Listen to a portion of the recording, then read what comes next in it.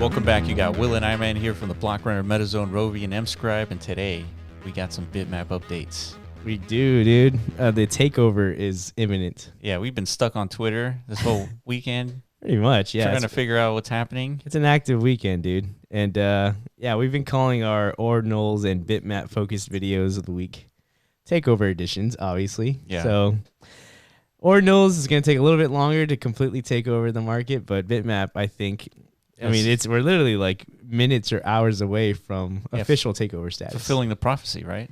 Yeah, the prophecy or the first major well, there's been many milestone objectives already like breached for the block Bitmap. out. There's the block out, yeah. But then this one was like, if we could become definitively the #1 metaverse ecosystem in all of Web3. Yeah, I mean, that's a pretty big, it's a good hill to stand on. We surpassed Decentraland's holders. A long time ago. Like a couple There's days only like 8,000 holders on Decentraland, but we passed up the other side. The other side. That was a big one. 16,000. Yeah, and then we're like, what else is left out there, dude? We're sniping them all. Yeah, and then Sandbox. Yeah, Sandbox allegedly is like the #1, metaverse based on this standalone metric on its own, right? Its holder count. Yeah, which is actually a big thing. It is a big thing. Yeah, we're seeing it like in the ordinal space. The projects or tokens with the most holders tend to get the most traction, right? Oh yeah, it seems pretty obvious why. The more people, I guess, like mutually vested into the success of a project, the more impactful that narrative reach becomes, right? Yeah, and the more stability you find in the market cap, because the less people, the more volatile. Yeah. So we have Sandbox with 24,374 as of this moment. And if you go to Ordinals wallet, you have 24,132 Bitmap holders. Yeah, so we've been tracking this. We've been like it's like a 1,500 or so gap from Bitmap to the Sandbox for the last few months. Yeah, or a couple months really. I mean, a lot of it had to do with the parcelization kind of like mechanisms haven't been ironed out. So there's been like a heavy kind of like slowdown in the ecosystem growth, right? Yeah. But up until like I'd say a week or two ago, everything started to pick up significantly. Yeah, and it's not just Bitmaps. It's some of the BRC20 tokens are taking off. Yeah. We have some JPEG projects, the frogs. They're going up too. The Bitcoin frogs. Shout out the riveters, rivet. Right. And there's a couple other things going up as well. And so I think this is all attributed to new people discovering what's happening on Bitcoin. Yeah, I think a lot of this, I guess, re-injection of interest and the sentiment, I guess, improving across the board for Ordinals has a lot to do with, like Elon Musk speaking about like the innate properties of what, more on-chain assets represent as a point to like off-chain pointers or whatever. Right. So like that narrative is starting to spread. I think people are gravitating towards ordinal space as a result. And then of course you discover, hey, there's a metaverse layer being built on top of this. Yeah. This is something I should probably look into, right? Right. Yeah, so I found it pretty weird that Elon just chimes in randomly with the fact that NFTs are just like URL pointers. And in his like 3-hour conversation with Joe Rogan, like that was his one thing he said about the NFTs. Yeah. Right. So I found that interesting. And I wonder if that's really the catalyst of this whole interest. I think it's like more organic. Yeah, I think it's just a lot of factors. I mean, I think we've been, ever since we started focusing on Ordinals early this year, like our bull thesis was always, it's going to take a while for this infrastructure to be figured out. But, once it is, and you can kind of replicate what we did on Ethereum and other layer ones onto Bitcoin, there's nothing more valuable than that, at least perception-wise. Yeah, there can't be. If you're a developer, why wouldn't you want to build on like the longest existing, the most provably secure network on Earth, and obviously provably most valuable, right? And you're building a metaverse. Yeah. Like, why wouldn't you do that on the biggest, most secure chain? Right? Yeah, so I guess let's explain, like, what is it about Bitmap from like a metaverse developer perspective, right? Because a lot of the people who are probably buying Bitmaps today are not Metaverse developers, right? Yeah. So if this is the first time you're seeing a video about Bitmap, it's we did a video on Bitmap a long time ago. Oh, we have a whole damn fucking playlist. We have a playlist on Look Bitmap. for that. I think there's like 30 videos in collection. Like it starts from the very beginning, like where we discovered Bitmap. I think there was like in total 320 inscriptions. Yeah. So Bitmap was just a pipe dream back then. Yeah. Imagine this number, the supply number, being 300. Correct. Right? That's when we found it. That's when Bitoshi Blakamoto hit us up and said, "Hey, you need to take a look at this." Yeah. And then 17 days later, all 800,000 and change were minted. Right? So what is it exactly? So what was it that we saw value in instantaneously, even when only 5 holders existed at the time? Yeah, it definitely wasn't. We didn't have like the market to reference as far like market validation for this, right? Right. We had to see something fundamentally valuable outside of that, like market euphoria, like without a market euphoria perspective, like what we see today. Yeah, everybody on Twitter, the community, we're all collectively celebrating that, like this concept, this idea, is gaining traction and the awareness is spreading because it's warranted, right? Yeah, yeah. So all that is market validation. So that's good. It's very supportive and it's conducive to ecosystem growth, right? Right. Onboarding new holders, new owners. Yeah, and it's easy to see the traction that Bitmap is getting now and jumping in. Yeah. But when we first found it, it was crickets of like vast proportions. And so we had 4 years of history of spending time in the metaverse. And we were able to basically pinpoint what the difference between existing metaverses and what potentially Bitmaps had when there was only five holders. Yeah, and then let's step back even like or let's like zoom out even a little bit more, because like what got us what brought us to the metaverse space in the first place to dedicate 4 years. Yeah. Why is the metaverse even like important? Well, so from our perspective, if you have like if you're paying attention at all to where like technology's heading, where the culture, where societal like progression is directed, it seems like it's more and more obvious as the years go by. We're traversing to a much more of like a digital existence layer. Yeah, right? yeah. For all humans on Earth. Yeah. It's proven by the amount of time we spend connected to our mobile devices, any device really, and like how much time we spend in virtual environments through video gaming and such. Mm-hmm. Even like interactive movies and stuff are starting to become a thing, and the world is going to be much more digitized in the future. So this concept called the metaverse, the fact that all major tech companies in the world are positioning themselves and major financial institutions are giving multi-trillion-dollar economic projections for it. Yeah. Why wouldn't you be like all in, like focused on contributing to this? Right. But I think even that has like, embedded traction into it. Like, for example, Meta now is spending billions of dollars in the metaverse. We have all these predictions of $1 trillion metaverse ecosystems. Yeah. But why did you and I like get so enamored with the metaverse back in 2019 when nobody except a handful of people on Twitter were talking about the metaverse at the time? I think from our perspective, it's our upbringing, I think. Yeah, our experience with growing up with games. Yeah. Yeah, so we think that is like, I guess, as of right now, when we were coming up of age, like a little bit of a niche experience, and we saw natural inclination towards that type of experience, but it slowly is becoming more generalized. Yeah, and applicable to like the masses. Like anybody's gonna find value in these virtual existence layers, not just gamers, not the uber nerds, the cypherpunks. Right. At some point, it's gonna become ubiquitous. Like everybody's gonna identify and find value for their lives. Yeah, in these virtual experiences. And through these games, through these multiplayer experiences, we were able to find, I guess, connection with like our biological needs to a certain extent. Like, making friends, like.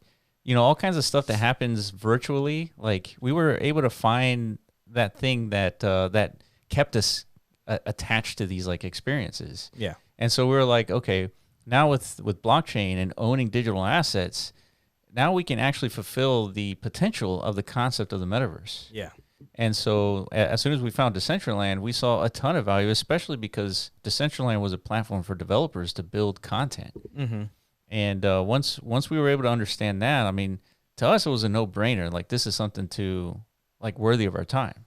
Yeah. So that's why our focus has been on the metaverse. And then, yeah, we spent the last 4 years, I guess, contributing towards efforts on the Ethereum side of this Web3 initiative of bringing like actual true property ownership, to the land layer of this open metaverse ecosystem, right?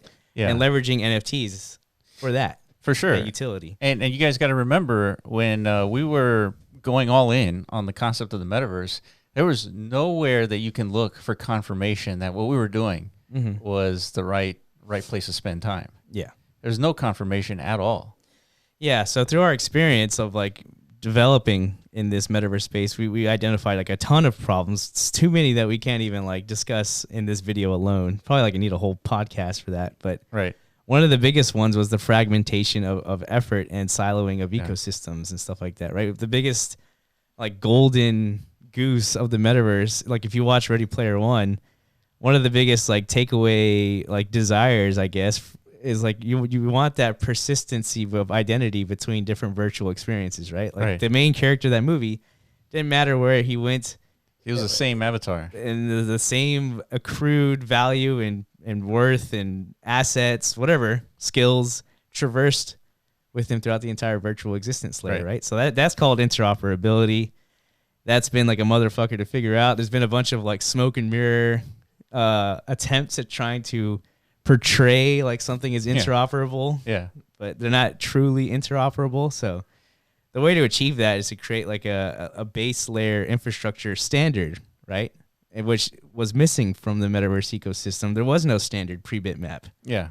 Us developers, we never had anything to really contribute to. It's just all these siloed options, right? Yeah. You could either develop for Decentraland, you could develop for crypto voxels, develop for the other side. But that's it. You're picking your silo. Yeah, but I think what's interesting is that before Bitmap, we've identified a ton of problems with the metaverse, like the trilemma, the fact that when you have that interoperability, right? You don't have that, right? So not until Bitmap, we weren't identifying problems in the metaverse before Bitmap and saying that everything is arbitrary. Like that, it's like it's like fish in the water. A fish doesn't know that it's surrounded by water, right? Yeah. It's like we're surrounded by just these arbitrary decisions up until this point, right? Yeah.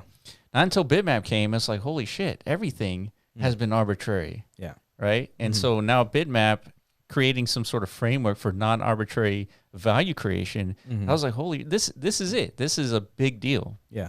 Right? And then that's why we were able to identify so much value in Bitmap just right off the bat. Yeah.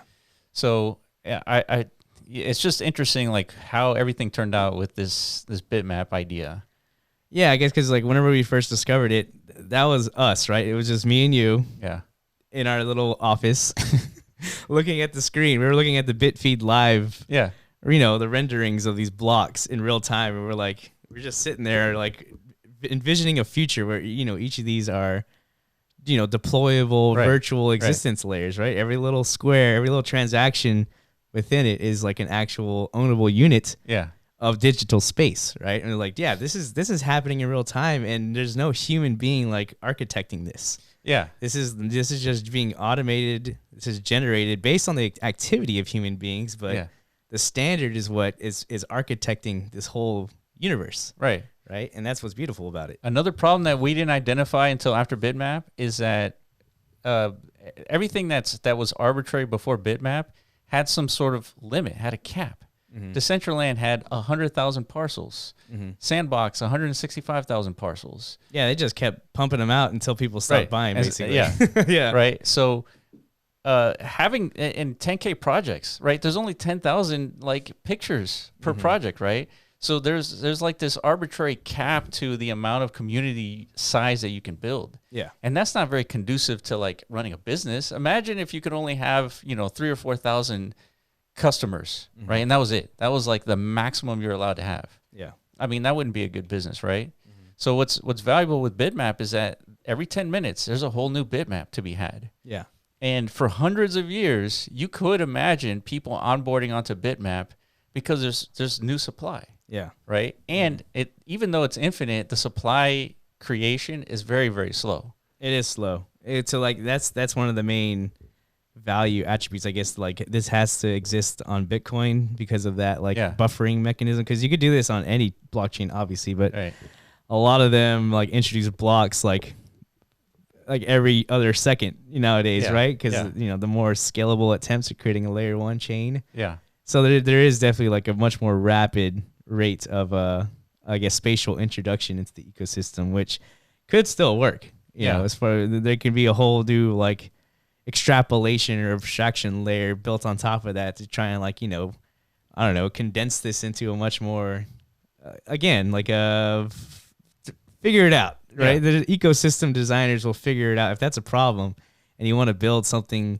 of semblance to Bitmap on another chain, it can be done, I'm sure. And I'm sure it will be done, right? If this is proven to be like an actual, the starting point to building a real good metaverse infrastructure layer. Yeah, and imagine 100 years from now when technology is like vastly improved for the metaverse. Yeah. Like that technology can still be applied on top of Bitmap. Like it's not like playing WoW and like depending on the team to upgrade the game and like update the game based on like its visuals and all that stuff. Because there's very little incentive for them to do that, right? But with bitmaps, like as technology progresses, that technology can be applied on top of Bitmap and then you're just taking advantage of it.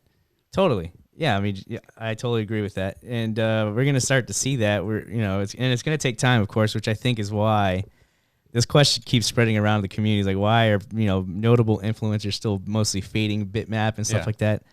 I think those are like the biggest question marks, and those are like the biggest. Let's wait and see, like resistance points, like of like any kind of like friction for any doubter, right? It's like, okay.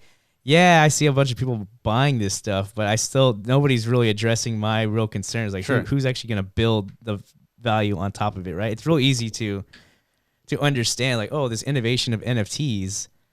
I could foresee a future where digital artists bring value to them. Yeah, right. Because like, oh, if somebody create like a nice little image or picture, like I'm intuitively see the value in that. Right.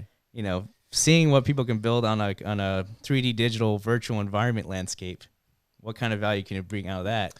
Yeah, a little more challenging. I find, I mean, I see what you're saying, but I find that like a difficult argument to justify, right? Because we've already seen an example of this, like Sats. Sats has 36,000 holders. Like 36,000, something like that. And Alex Labs, they're building a swapping protocol based on the pair of the BRC20 token with Sats. And so why would they do that? Why couldn't they just invent another BRC20 token and use that as like the base pair, right? It's because, Sats has 36,000 holders, right? And so if you apply that with, if I'm a developer, I'm going to build a metaverse on top of Bitmap because it has, 100,000 holders in the future, right? 1 million in the future. Yeah. Right. And it's only going to grow. And so the network effect is just going to compound from here. Yeah, I agree with that for sure. And coming from our perspective, again, because, we have a rich experience in this metaverse development space. And I think if we see the value in contributing to it and building new like layers of infrastructure for it, I think it's safe to assume other developers will kind of like, once they come to discover it. And that's why like, the community is doing a lot more like, bringing a lot more value than you think. I know it looks like from an outside perspective, these are just people pumping their own bags or whatever. Yeah. But really, you're attracting developers to come and like build for this ecosystem, right? Because this is the signal for devs who they need to see that there's actual like a demand for this like ecosystem to progress, right? Right. Another interesting point. I don't know if we've even talked about this online before, but Bitmaps is the greatest example of a hybrid token, right? A hybrid NFT, hybrid fungible token. Yeah, shout out Jack Liu. We had an interview with him. Yeah, founder of OrdSwap, OG Bitcoin pioneer, and big Bitmap backer. And he was we had a conversation with him about that, and he had some good ideas of how do we bring about more financialization of Bitmap tokens themselves, because they have these like hybrid, fungible, non-fungible elements to it that we really haven't really seen before. We haven't really experimented with that in the crypto space. Yeah, I think the closest ones would be probably like Axie Infinity, because they have a ton of NFTs. Like millions, Millions, right? Millions and Axies, what about the Loot? Remember the Ethereum loot? Yeah. Yeah. So I think those probably come the closest, but Bitmap has the most like diverse utility. Yeah. Because it's the basis is the metaverse, Mm-hmm. right? So, yeah, there's a lot of factors that bring value to Bitmap, rather than just thinking it's just a text input into Bitcoin's blockchain. It's much bigger than that. Yeah, and we're really just obviously we're overselling probably the metaverse angle, and also the founder of this ecosystem, Satoshi Nakamoto, brought that narrative into the motivations of like what made Bitmap even a thing in the first place. But I think the community is already finding like new utility value to Bitmap outside of just an architected metaverse spatial allocation device. It could be a lot more things because there's data that can be utilized in an infinite variety of ways within each of these bitmaps, right? Because remember, they are ownership blocks. Or ownership of a Bitcoin block. So within those blocks is contained more rich value than we can even understand what to do with. Right. So it's up to the developers to figure out how do I untap all that potential value in the data layer of these blocks individually and introduce new value mechanisms a la DMT. We got videos for that somewhere on our channel. Look for that. Yeah. So we've been making updates to the digital matter theory, and we've got a few more eyes on it since our, I guess, initial thought process of it. So stay tuned for that. There's going to be a release where anyone can create non-arbitrary tokens. In the same way that Satoshi Nakamoto created the non-arbitrary token called Bitmap. Right. And so stay tuned for that. But that's it. That's it for us. I guess final takeaway points, dude. Like, can you believe that we gotten to this point? Like, take yourself back 4 months ago to like trying to think. When we first discovered Bitmap, like, would you have seen this coming this quickly? Maybe not this quickly, but I feel like this is inevitable. I think this was inevitable since we first saw Bitmap. I guess this is definitely surpassing my expectations as far as, I guess this has made too much sense. I don't know. It's just and it's just one of those things, like, if you get it, you get it. You don't, and that's fine. I don't have time to explain it to you. To convince you. Correct. There's been plenty of examples of that, like in Web3, right? Like some new sector emerges or whatever. Bitcoin. That's what Satoshi said. I don't have time to convince you. Correct. So I mean, if you get it, you get it. That's great. You found your niche. You found something to engage with, right? If you truly believe in this stuff, like, this isn't like some flash in the pan, like, innovation. The metaverse is going to become ubiquitous in everyone's life. It's coming, right? Whether you like it or not. So if you're looking for a horse to kind of like jump onto, I don't know. I don't want to go too deep, but if you're looking for like a purpose in life, I feel like the metaverse is a good one, dude. Dude, you're so right. I'm even thinking about like dusting off Blender and like figuring out how to make cubes again. That's right. Let's just throw some cubes out there, dude. Let's have some fun. That's the coolness, right? It's just, there's so many different you don't have to be there's so many different like ways to get involved in this. If you find true value and true purpose and you want to contribute to making the metaverse a reality, you don't have to be a developer. You don't have to be a 3D modeler. The metaverse needs everybody. That's right. We need the community builders. We need even if you're like an entertainer, you're gonna find your space and you're gonna find value within that. Like, there's just so much to do in these virtual environments, right? So I mean, if you guys aren't excited about Bitmap, I don't know what will get you excited. Like, pictures? Whatever, dude. I mean, fucking whatever, dude. Just, if you don't get excited by it, that's fine. It's just not for you. But at some point, you're going to be forced to jump on board. By then, you'll be a little late, unfortunately. All right, guys. That's it for us. Let us know if we missed anything in regards to Bitmap and its value. And if you found some other value application for Bitmap, let us know. We'd like to take a look at it and see what you got going. And that's it. I appreciate you guys for watching, and we will catch you in the next video. Peace.